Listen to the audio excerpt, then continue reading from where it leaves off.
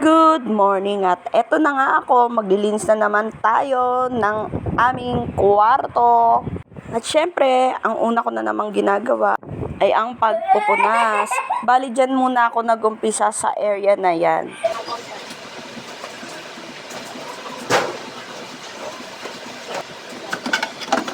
Syempre, todo punas na naman si Mami Sinilla ng mga upuan, ng mga gilid-gilid.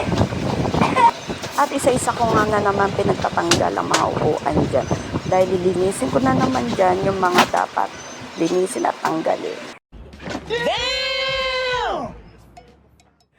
Pagkatapos ko nga magpunas, pumunta naman ako sa pagwawalis. Dahil bago ako mag-mop, sinisigurado ko muna na wala na mga dapat walisin. At dumako nga tayo sa mala Spider-Man na paglilinis dahil nga kailangan ko po nasan yung taas dyan kasi marami ng mga alikabok. At narinig nyo naman, inuubo na naman yung aking anak na bunso. So kailangan nating magtanggal ng mga abubot. At dahil nga sinisipag na naman ako, kulang na lang maglambitin ako dyan at linisin at punasan ang mga gilid-gilid niyan. Grabe. Pero syempre bilang nanay, walang hindi kakayanin. At kung sa ikabubuti naman ng mga anak ko, okay lang. One eternity later. At pagkatapos ko nga mag-ala Spider-Man sa paglilinis, dito naman tayo dumako sa pagpapalit ng bedsheet.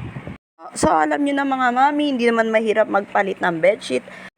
At kung iisipin nga natin na nakakatamad talaga ang maglinis, pues bilang nanay, wag tayong mag-isip ng ganyan.